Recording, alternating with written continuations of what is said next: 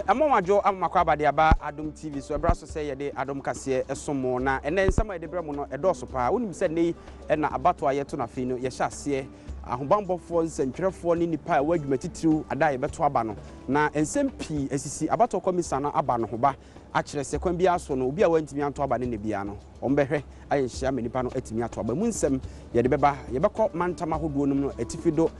apoe mantam asante mantam boro ne hafo na to mantam kra so sei na abato no ko emu komodie nyina ye de eba nana adodanko akufo ado e de atodwa se obepese obaye mampani e wo man Ghana oman ne won kambo mu nenye oman ya pinche na se ntokwa asimu afi mpanimfo a epre se wombetu amanyoku ahodo franka na se mpobe mampani wo man mu no akohia e de wonsa ahye asomdwe apam bi ase weni nsama ahodo bi a editie na fei edihweso agudie mu nsem ka ho apomde ne de keka ho a yato di Adom kase ne de bro midi e na sei apofo dwanwumre ene mentena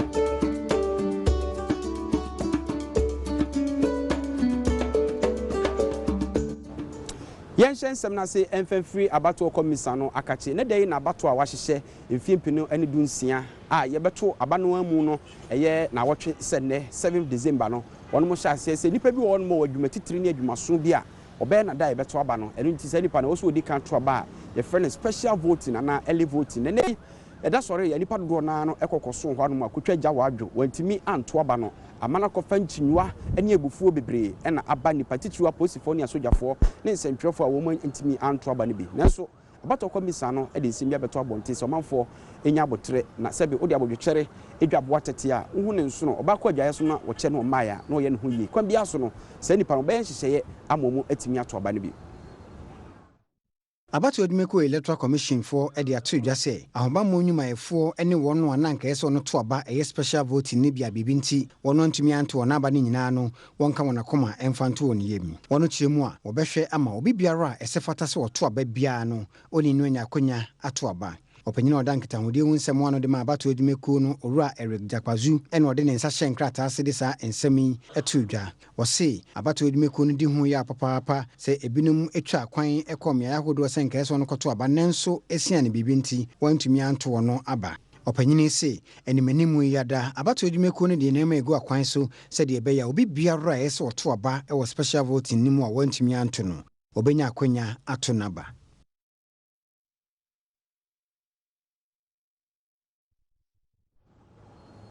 Afei yemfa amanebo a efri abato mpesua ahodo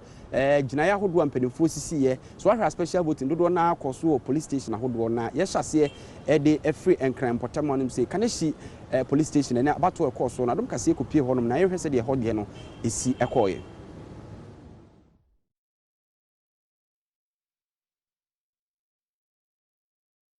Yababe PMU ewa Kaneshi police station. Aha na special voting na ekoso na police for any o ma da ye beto aba no nyina wo mo ye adwuma ntia na wo to o maba. Ye ka polling officer ono o hye sabia iso. Ya ne di ene Owura Joseph Kwoti. Ene ne ba bedi nkomo ne abisa ne se tembe na o mo hye aba na se na nipa do sign na etimi ato aba no.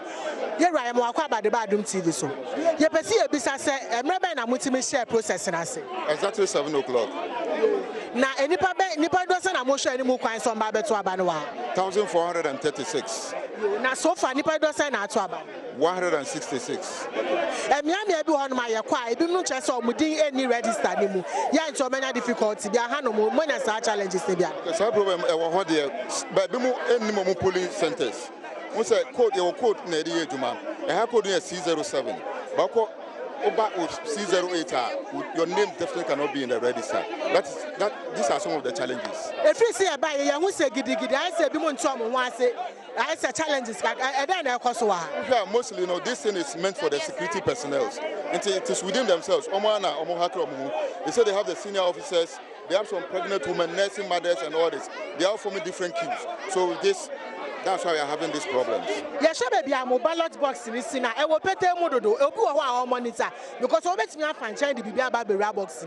Oh, maybe I said the MC will pay them, but looking at the crowd on it, That's why we are not seeing it. It's all your polling officer, and I'm wondering how to send a bit queue, no, a because one confusion. It's very unfortunate. We have the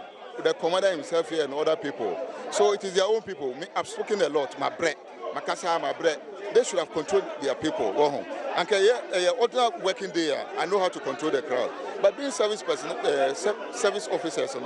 actually they should have known what is right to do what is right. But they are not doing what is right. That is my challenge. It's all expected said by the close of the day. They're not there waiting. Oh, by the close of the day, at least everybody in the queue should be allowed to vote. This is if it's an apamo by a Jumadi exercise. Oh, if it's an apano Jumadi in a Kosopan. Are they different beer or voting in Sabia was a corner, Sana a corner. Now, number of voters I demand when and one wallpaper no swine to the edge. Yeah, and one that will paper no so the age, Minya any additional Namibia and can so far, but the woman say Moba, Omudin woman, and Nuntre say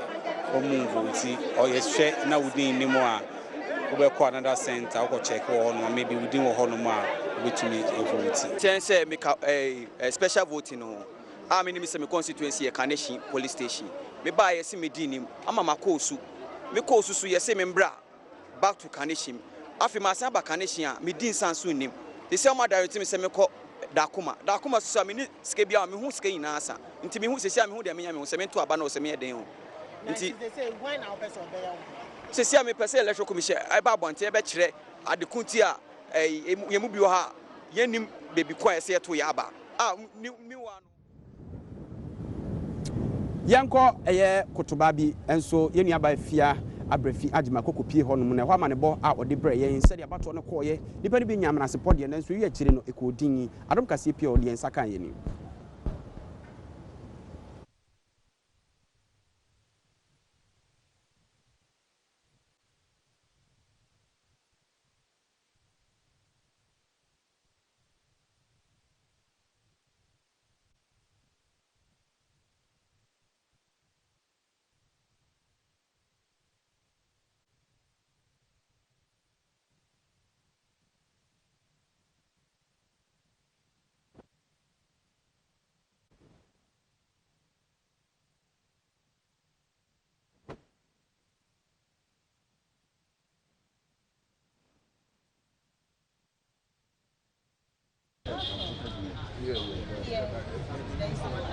No, it's for I also said.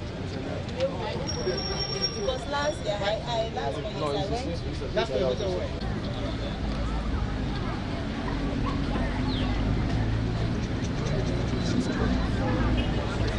no, once I was no. But last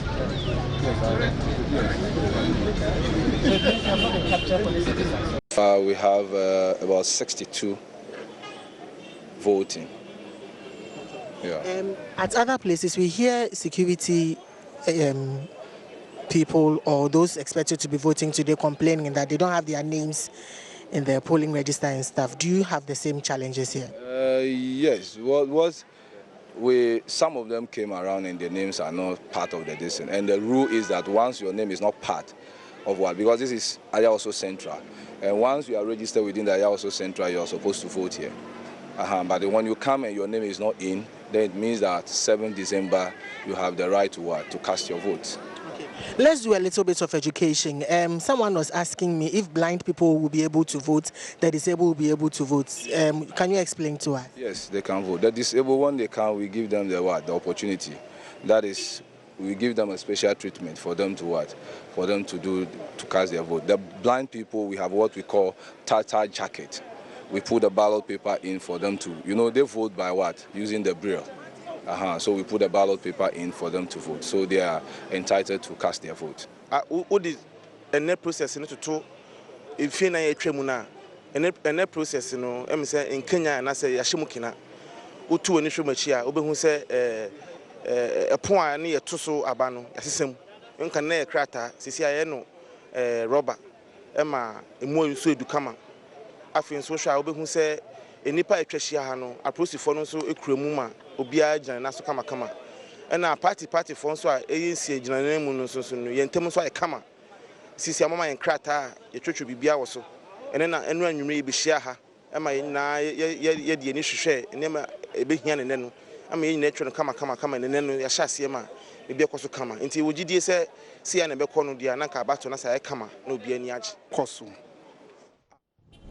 Yemfree enkramantam mfa ye ni nkyerɛ mfimfim mantam kakra go mu ampotam ho so ɛhɔ so yɛkɔkɔhwɛ enu abɛma kofiagye ɛbɔapro na sɛdeɛ na aposifoɔ bi bu afu paa wɔ nutu ɛde da wɔn hona no bra wase wɔn sa no hweta ɛkɔkɔto aba na nsu koduru ɛhɔ no ɔtwa agya wadwo na akɔyɛ reho sempa yɛnkɔhwɛ si de ɛhɔ abato ne sikɔɔ Me buy no me name because me submit me particulars submit bia me kita me ade no krampo na me pray me buy na be check ni me din anima se si akrampo no enye me nkwa me colleagues are many mo buy nyina even including police for cry be din ni ma akwakoye awon asem ba je say ye nti ase kra nti no me dem nti ase say me din ni ma submit me particulars nyina kwa we woman family am on the sorry no on the guy no on the on feel bia on tie futuo no we disappoint him pa and on timi engina so anka say about we there e be peace because we crampo edin keke na we some training me ba polling station say mba be say meet me to special voting na me ba yes me din nim ma submit all particulars e se fata say me di timi bam ene na meeting to my ambassador be December 7 me dwa boy ma pia wodi asoma my Ghana me ba me din nim na e ma dwen say me ko kasoa bishop Makala school ho na kasoa wuti enim na ade ba kokra ya san de ani ato from say pose for do na omudin nim aden ekoba ewo ewutu breku me checks am here no mo 25 so far nipa ba ko penalty me ato about 24 ni nyina absent. On 15 mantam honom na no yekɔ Cape Coast police headquarters ɛhɔ so abato ne bi kɔ so na nya asɛm foforo ɛna esi hɔ sanse hɔ so mpanimfoɔ paa twetwe wuro ne amintimu a wɔn di mu ɛwɔ police adwumako no ewi akyire no so edin nim nti obi wɔ no kɔhwɛ saa na ɔhwɛ na ndin mu asɛsere suansere na kateare no na ɔde ne kokoko saa na ɔyi ne ho ɛkɔfie yɛntie deɛ ɛkɔ so ɛwɔ Cape Coast na yinzi wa shimpa kasipa video fan basa ye nam etima ka bibiare ni wa obisi Ghana fu yeton ye wase imi da yepe asomdwe ntimi dizipa da bibi bas bisa biarensi so come 7th December me Sunday start special voting the maso no bokodo ya na challenge say film ya na ya se bibi say na say ya transfer aba omoma na ni kwedi and they do not transfer me to because say bia na wono oma transfer me aba different region na bia is need to people no clear transfer me dia there was say ba no to vote e wo bia wo why say we citizen to what you transfer say no security for more challenge easy care omo hwe man because nyame nkwa na bia me fem tesi a obi su fem nti omo hwe man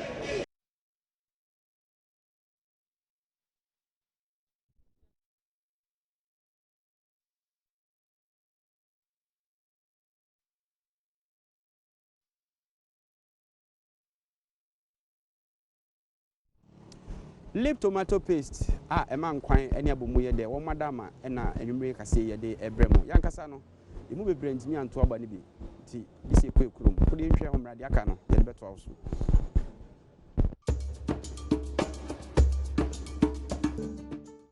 yamu akwa babiem e de aba Adom kase so yento ansem no so na yeguso ebapro kwamena moa ye nenamu eje enkra afri abato ahodo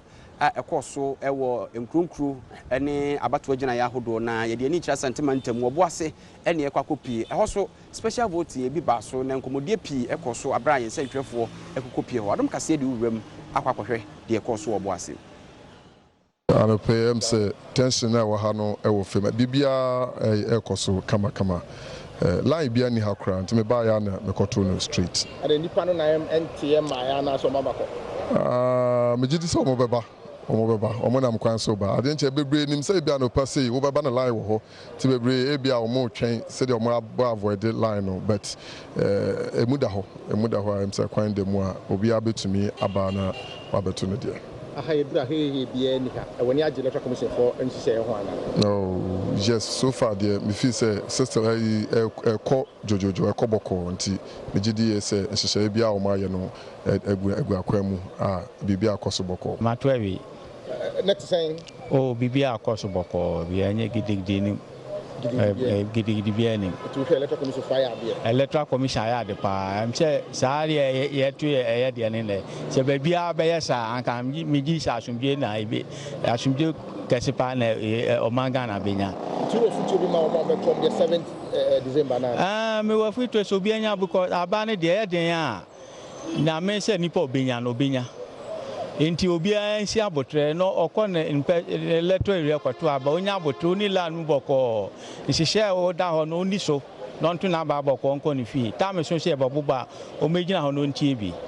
na fa sum biam la ye nyina to abo electoral commission ba said me bo ma ba so ma ya de pa and e question na de me kra abo me ma dwene me tia se so e be ko enti me bo ma ba so we dey say enye you know ayi biasa me buy nipa be me buy many be me ti dukura asa aha isulu ana aha eku chese bibia de dana kwamo ba tell me kan no enye bibia ni ha o how bi ni ha bibia boko so far there emsa hana me gina fire service obubuasi east na saa na ekono dia na kameka senka enka ye pa na so me nko wada areas intimi nka bata ahade so far no emsa bibia de na kwama bibia boko na me ka se saa na be koso bibia dia enka me ka se ye maame ewo emfimfim mantamu se ne wonim se ofo oboase bom wo fomena afam ho na obase mfusu asemfusu ewo so abato de ebi ekoso nsu twitwitwi kakra esore dini bi yirae se ne motie bi bafie na so obofa abato komisa so ye dia yentimi enkyere se de esi ekoye na adom kase se de higher election headquarters na bibia mu no ye de mu nkyiremu ene se de gina mu ebre wo no ye kokopie ho ye nhwe amanebo a efiri ho baaye and a special vote no ekoso bambo adwumayefo electoral commission adwumayefo and na wo moto abese de be ya na wo twese ne no o metumi ahwe aba no so yi na wo ba sen central special vote ni ekoso ewo old fire service na mpinifo hwe kwan se nimpa be se 766 and aba be to aba ne na wo ba hanso aniama ekoso boko aboni bi enyensiye de aye concern na political party agents e wo ha na erezi ene se omanfo nimpa be se makoma kudu na baha ekese omuntimi nto aba ni nyina ne se anya constituency room na womo eto aba nti so omo constituency ko to so no ene concern na womo erase ba we no to nchen ya bibia ekoso kama ayasomdwe na yan serve ne be party agents na fe penyina wo gina electoral commission na e wo ha no ma bon komo na ya hwe se de omo pese be ko no saa na eko anase mpo nsema hodo bi wo ho a wo mpese womo ema Ghana fo nyina etie be kai to do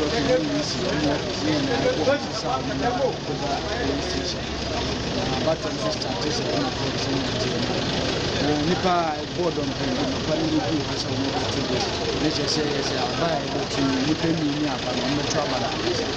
Ugusu cost at the moment nipa be 250 na we can Jabane the processes no be challenges kakra last night these officials any police for security service ni dumunya phone text message any call say one transfer vote every baby awo asisi awo one transfer ama information ba so late list no be by no musisa old list na dey na ntesa information ato but new list by so pop back to the to a bank as no photo and na major challenge by the so far be a possible them few hitches here na say ade ba kwa na me bi na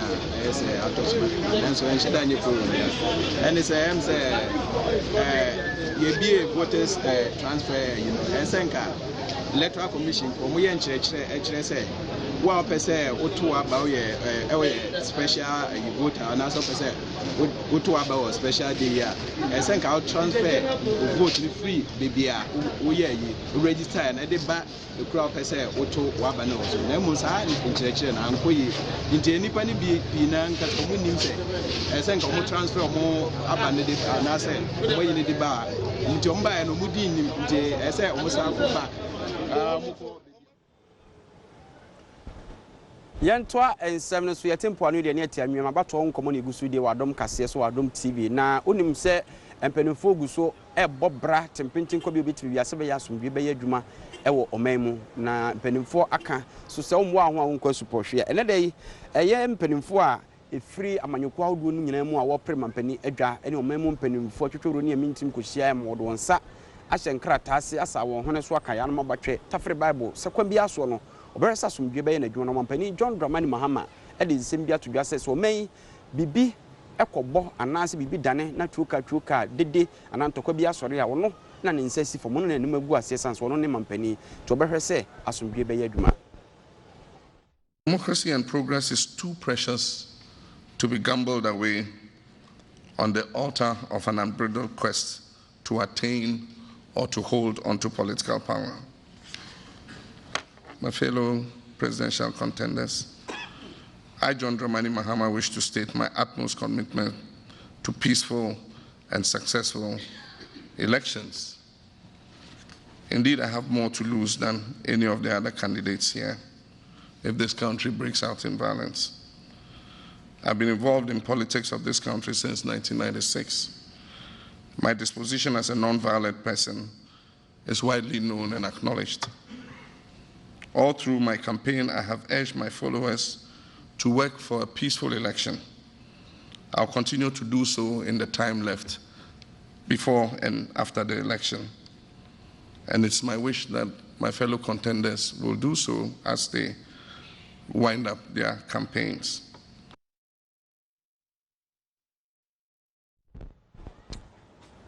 Yeah, to us, wodwumadi krona omampani ehye sabo no ase no na adanko akufo ado no ne franka tufo de ma MPP amanyoko no so de nsem bi tudwa se wono no ewom se yekekama efunu de enso yekekama dakamana na enkwan eyeda eta no se binom ani so ade hunu pa ne so bedi mampani nemum anya mampani a obedi ewo manya sakasaka yo ne basabasa ye ewum enti kwan bia so no ne mpaebo ene na ho oden ne bibia wowremu a na ohwese obedi nkunim se mampani a na obedi omanya nkabomu ene asomdwe ewmu eso. I want to be president of a united country that is at peace with itself.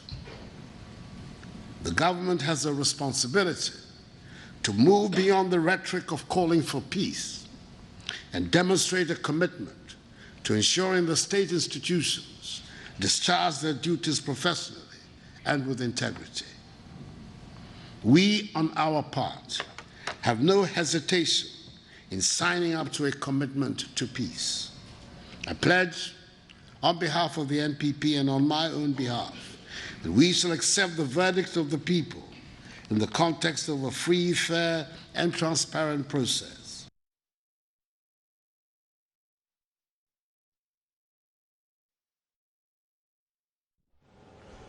Na nana adanko akufo ado ano esiye na Jacob Oseyebo a eye pani a ono wo prese kontekro apremampani na wode nsem bi tudwa ene nipa wo nyina bɔ won nsem pra tuche pafu edema no ene sɛ na sɛm ɔkan ne sɛ ni kwase mu gyahwieguo eba omanmu ansa na obi adimapani na ɛkɔ akɔba sampo sɛ bonsam afa hama sɛ kwan bia so pe mogya ɛwɔ omanmu dia ene ɔmo nipa mako nso a wɔn preso obedi mampani ɛwɔ omanmu no sɛ nipa no mom ene wo so yedi ɔmo ti eyi akyerema sense ekuro no bɛbɔ amomu bi ababedi mampani yentie nsɛm a Jacob Oseyebo de to dwa ntemanfo bɔ mo nsɛm ma no. It's my prayer that the extent with which we've allowed partisan politics to polarize us up to the extent that we want to destroy ourselves. For the 7 of us, I would rather wish that the 7 of us should be killed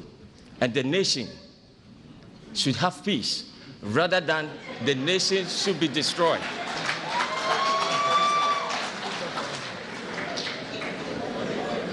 We have had situations. They are afraid of death. This is what they are telling me. If they are afraid of death, there's no need for anyone to kill because that person or that group wants any one of us to become the president of Ghana. They themselves are afraid. Ye free Jacob Osei Boaso no Dr. Papa Kwasindium Progressive People's Party Frank 24 no ansa ne kofare by Ejan Fimfim enra ene also obato abana ya hwem Fimfim no na odi atim Fimfim ne ho pe na wode ensem bia todwa a wo kire se wo hwe eye abato eba batu yi a nukureni ekokromotie ne de kwakokira adwene enya kode nti obi bia a wabo ntrimpo so obedi bone no wonka nkwachiri na ye hwesa asomdwe be ya adwuma pa sa adwumadie yi a ye kasa mpanifo do wonsa kosha asomdwe apamase ne ho ena Dr. Papa Kwasindum ni sanse metudwa. We in the PPP do not take the likelihood of disruptions and violence lightly. We believe our supporters also want the best for this country and would ensure that they engage in violence-free elections. We will continue to preach until December 7th that we go to vote with a thumb and not with a fist, or any kind of gadget for that matter. The PPP, by signing this declaration, pledges towards peaceful elections and wish all the other parties and all Ghanaians the same.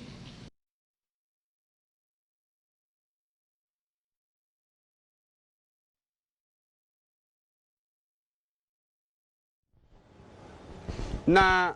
asumdwe ho apam ene ho nkomodie ho bɔhye akɛseɛ ahodo ɛkɔso nyinaa no ɔmanmu temuafo pani maame batampa Theodora George na Wood enso di nanu atum bi so ɔman twede ampo Nyankopɔn asi abɛhwɛ na sɛbe yɛnsa nso yɛ akikura a yɛbetimi ni afo awra betire wisi kasɛm ne mpuntu mu de nanso kakra ayeyi ɛyɛ kyɛn sɛ nka yɛbɛtete apansam nti kwa bi yɛbɛfa so bi a yɛbɛbɔ yɛyie die kakra yɛnsa ka no ho ban no yɛmmɔ ɛwɔ asomdwe kwan so abra yɛbɛto aba afi yɛntie sɛ futui na ɛkɔni petri mɛbɛbɔ apa. Elections have become moments of panic, fear, anguish, and anxiety. So what was deemed and designed to be a sober and purposeful reflection to give us hope, peace, and prosperity is quickly becoming a nightmarish experience. I reckon that peace thrives in a regime of justice, that is electoral justice. And so, not only our aspiring political leaders, but all other key players need to play their respective roles justly and fairly. Ya ka asomdwe ho ansemi enyimre ka ketekete nkabiriche bi bo e wo ahenema kokoben ni nyina ne se won moto aba na ewieye no MPP amanyuko akitafo ese adanse enti na kumso nkosu ahu na hwe na nipa tirimo osum ti so e na asorpani kan skawi anasofo agbachire nti won mo de solid tape ahodo kofemfam abato adaka mekire ballot box no ho se be ya obi afa kire kote ano a wo mehu sampa nipa na di dwirim enso yesa na ndi se akitafo wo so mo nte ase kade senke kofa twede bo aba Adom kase di mu ensem eto also ye yepe ni omo use sellotape adi sellotape box ni nyina ye say ye pet nsa nti ye use sellotape no na se mu siye after omo use omo seals no omo use sellotape but omo use sellotape di sellotape ballot box so ye di ballot box na ko sie wo Amori nima police station Amori nti se anu ya pon. Thank you very much.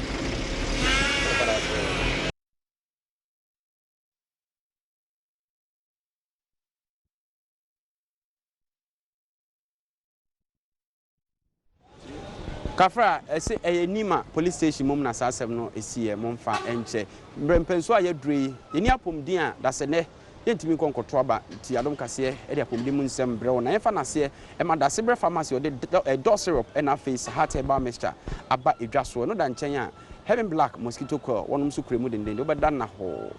yenko na yenko fa apomdin mu nsem nimro.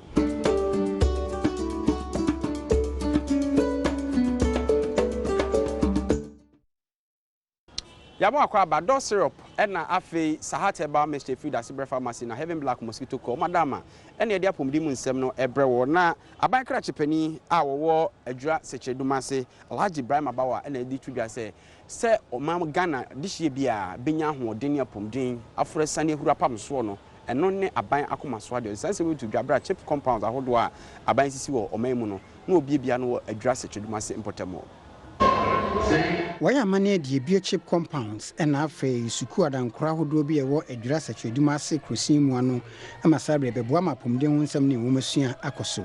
dwumedie no ase no nasoafo be de chia wo hwe oman ya ho bambɔ ho nsɛm so o munyamfo kan bi gubetegei ade tu dwa sɛ aban ni abre so beboa nkrankra yiedie sɛ de be ya ho bambɔ ho nsɛm apomden na womasua ebetumi enya nyinaso ya ba ko a ɛda aban yeni so ɛso ne sɛ obebo ne manfo ho ban ye nyina ye ni mu se enche bia na ye beto aba na abatu oduru ho no mu a sebisebio adana ye to aba no eniama bebre na a ekoso na eniama ekoso ni nti ebinu wo ho kra wo mutimi ye o ma dwen se ye mpie kra na yakwa akoto aba because menko enkoto aba na obi enko prame menko enkoto aba na asemsi a na me ye ne den na aban President Mahama eda no a ye koto aba ama no no wode nhyehyeye bebre aba ode ama yen abambofo se yen hwe na ye mo Ghana fo ho ban eno achie no Alhaji Ibrahim Abawa wono no ya aba nem sini ewo kro no mu adodo no afre no kunkum bagia e to adom kase anim se chip compounds a wono mo bia no no beboa mapomde ho nsɛmpa wo mpatem wo no atumi akonka ma ayarehwe ana se healthcare delivery no ye dia adu obia apron no eno nti aba ye hye se ye pese ye ma electoral area bia no etimi enya chiefs facility and chiefs compound ye betimi agwaje ayarehwe wo ho se ne be ya se nya ade din pa ehun hia se obetu kwan na wafiri ukrom agwaje ayarehwe wo baabi na ye ba ye abomode se ye be di sabotaye so na yetimi aboa ama baabi a yetimi enya baabi a ye betimi enya ayarehwe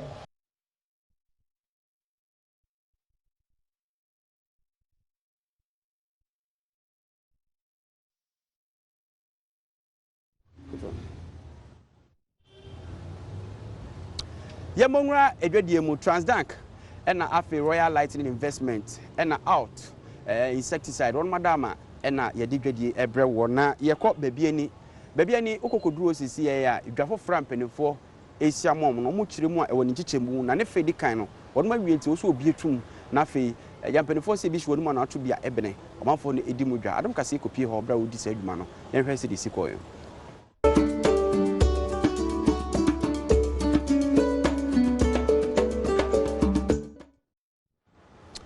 Freddy's Corner ena fe fly away on madama ena yedi ama no nsem ebre wo na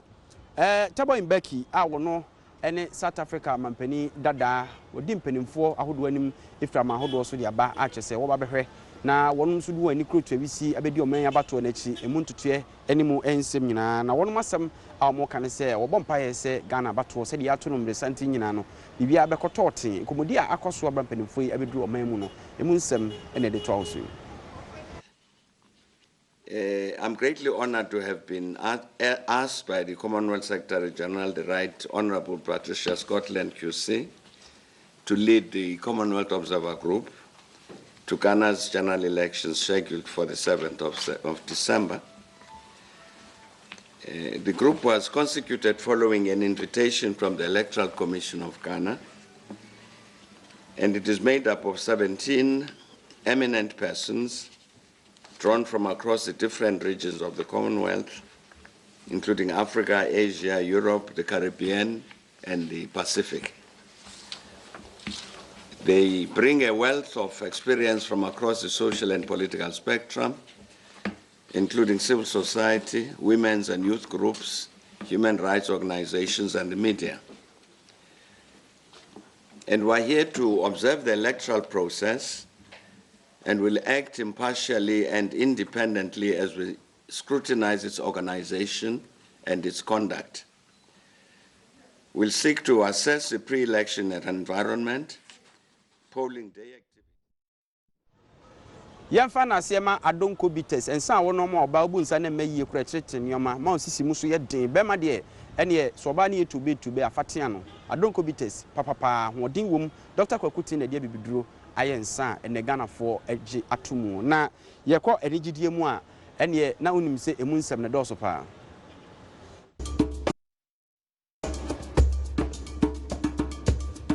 Adom Bites one madam ya gbawura omen ne duafie prisons na okokohwe so prisons fo so romani asi abre so omoda kokomu de nso eden obeba fie so ohu obepo ba tan na ada na okasemamba no mu a onhyo mretinti bia nti omo ka kire Ghanafo sasomdwe hu behia power batom nti mu obi antotom papa so ema omen asomdwe no enane emutu wo man ya de duafie a yenuanum bia wono wo ho enso de adesade to Ghanafo anim se yemmo moden ama afia ba ye beto no enye asomdwe woni se wono mpa wono ya de duafo eye prisoners no fa kwa wono wo woni ninje kra no esiane asomdwe a Ghana wonti wono wo enegye kakra ewo ho enti se de be ya basabasa ye biara mba na ewudi ademdie ene eprepra emba Ghana hanti wono mo so sre Ghanafo nyinara se ye ma aba ye beto no enkoso enam wesu nti waye adwum to dwumedie sonko akasa kire Ghanafo se yemfa entu yen ho afu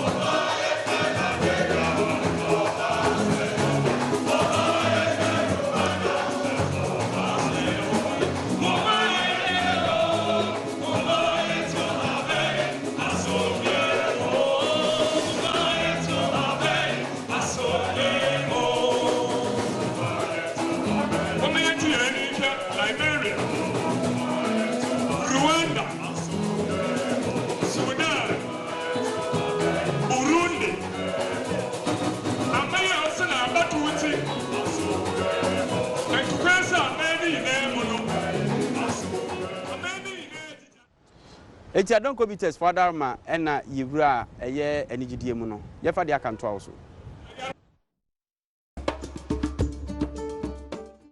eti ye de kase ne besi ne mom de anko yie bia wa abato dum ne no abato komisa so behwe no wasiesie na se enkoma production team no bia me gina no nye easy sa but yakopon adom ye de abawie de emfa na se Magic TV News Star ena afi eye CJ Fashions kumasi amakom no 0268 505021 Kofiad mama wani o chiame am akonda kwa makafui ena afi ansansa sreku yakopon kamo ho why HBC